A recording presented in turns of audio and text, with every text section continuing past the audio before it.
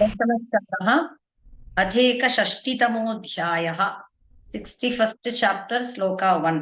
श्रीशुक उवाच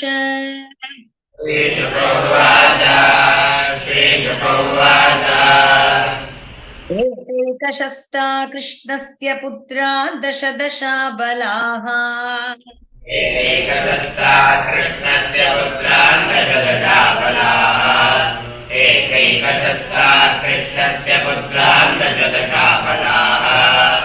हरिजनन्नवममान् पितुः सर्वात्मसम्पदा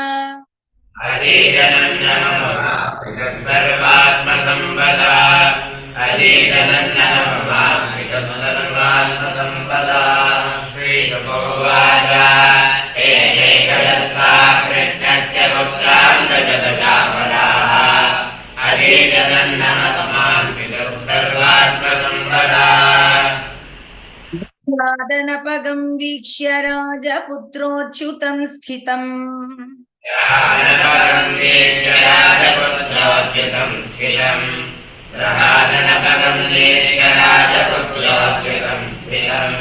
प्रेष्टं न्यमन् सतस्वं स्वं न तत्तत्त्वविदः स्त्रियः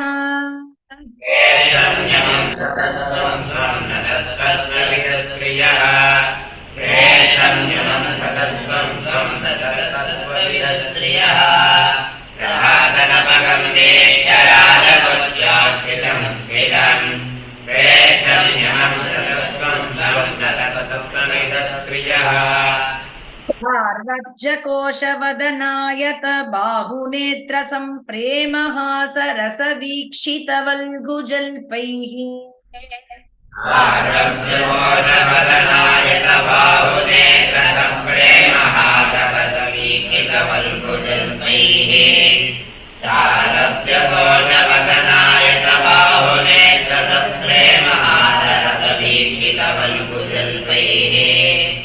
सम्मोहिता भगवतो न मनो विजेतुम्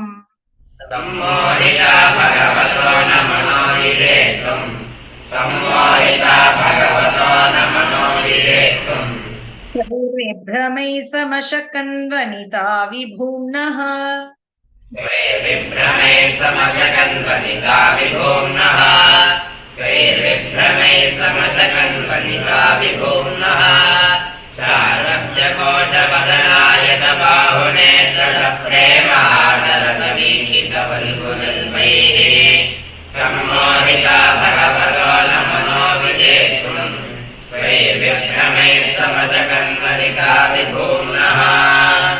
मायावलोकलवदर्शितभावः हरिभूमण्डलः प्रहितसंरतमन्त्रशौण्डैः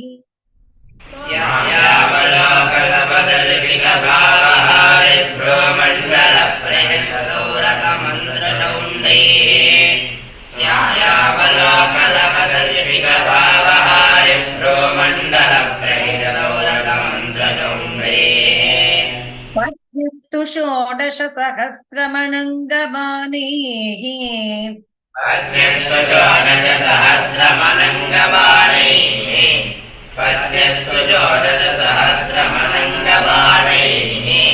यस्येन्द्रियं विमथितुं करणैर्न शेकुः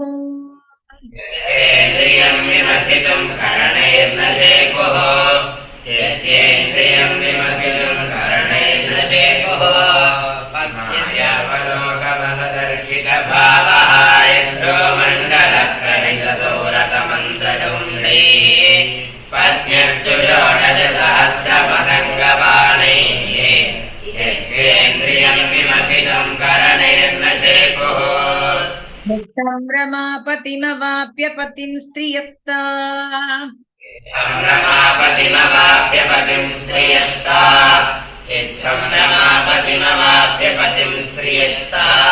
ब्रह्मादयोऽपि न विदुः पदवीं यदीया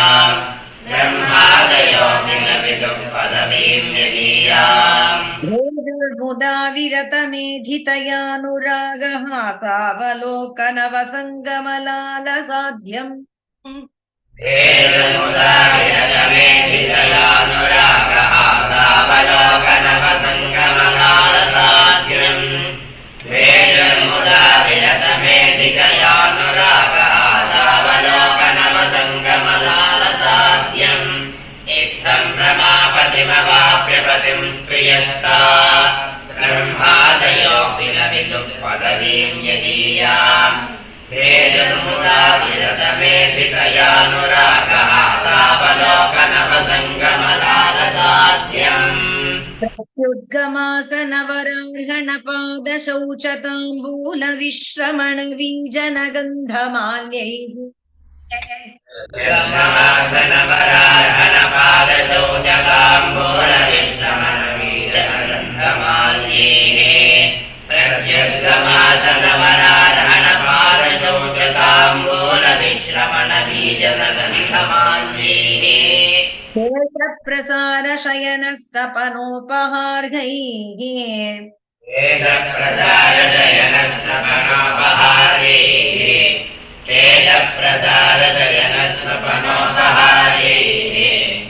दासीशता अपि विभोर्विदधुस्मदास्यम्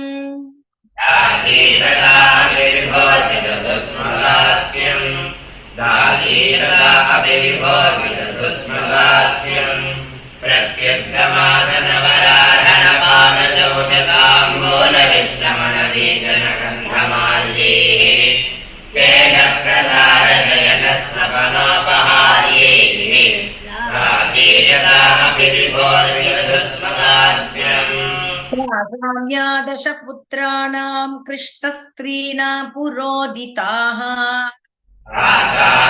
दशपुत्राणाम् कृष्णस्त्रीणाम् पुरोदिताः दशपुत्राणाम् कृष्णस्त्रीणाम् पुरोहिताः शिष्यः तत्पुत्रान् प्रद्युम्नादीन् गृणामि ते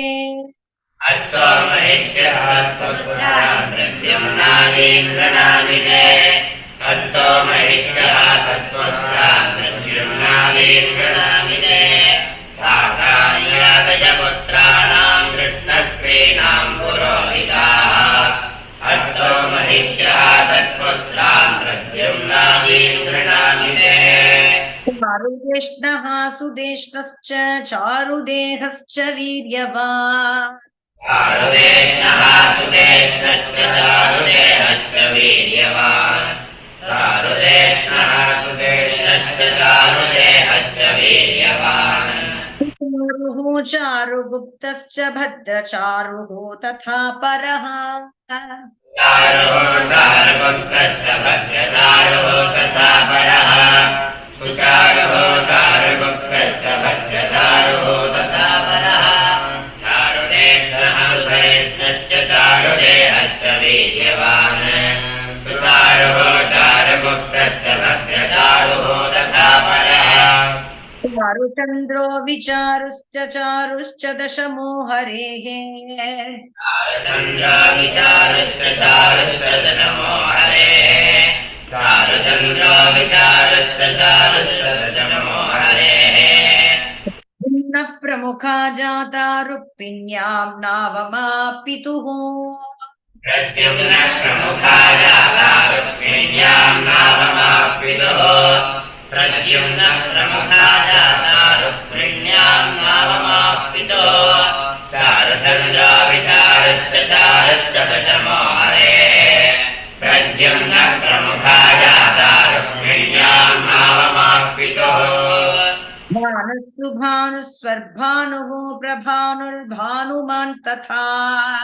भानुस्वर्भानुः प्रभानुर्भानुमांस्तथा भानुस्वर्भानुः प्रभानुर्भानुमांस्तथा चन्द्रभानुर्बृहद्भानुः अतिभानुस्तथाष्टमः भानुर्बृहद्भानुः अतिभानुस्तथाष्टमः चन्द्रभानुर्बृहद्भानुः अतिभानुस्तथाष्टमः भानुस्वर्भानुः प्रभानुर्भानुमांस्तथा चन्द्रभानुर्बृहद्भानुः अतिभानुस्तथाष्टमः भानुः प्रतिभानुश्च सत्यभामात्मजा दश प्रतिभानश्च सत्यभामात्मजा दश श्रीभानुः प्रतिभानश्च सत्यभामात्मजा दश साम्बः सुमित्रः पुरुजित् क्षतजित्तसहस्रजित्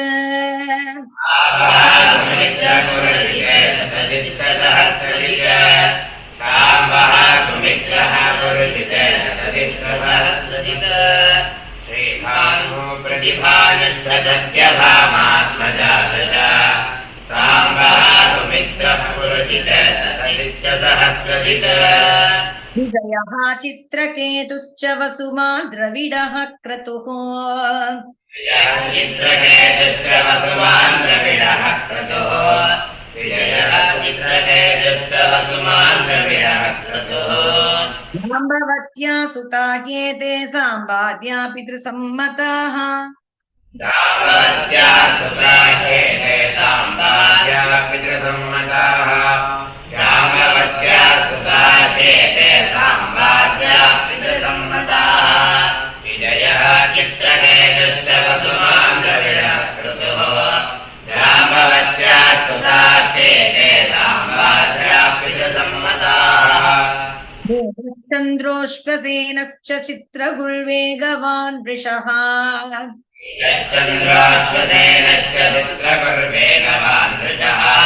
वीरश्चन्द्राश्वसेनश्च चित्रगुर्वेगवान् वृषः मामस्तङ्कुल्वसु श्रीमान् कुन्तर्नाग्नजिते सुताः आमशङ्करवसु श्रीमान् कुञ्जन्नाग्नजिते सुताः आमशङ्करवसु श्रीमान् कुञ्जन्नाग्नजिते सुताः वीरश्चन्द्राश्वसेनश्च चित्रगुर्वेगवान् वृषः आमशङ्करवसु श्रीमान् कुञ्जन्नाग्नजिते सुताः ततस्तदैर्वृषो वीरः सुबाहुर्भद्र एकलः कविर्वृषो वीरः सुबाहुर्भद्र एकलः कविर्वृषो वीरः सुबाहुर्भद्र एकलः दर्शः पूर्णमासः कालिन्द्या सोमकोवरः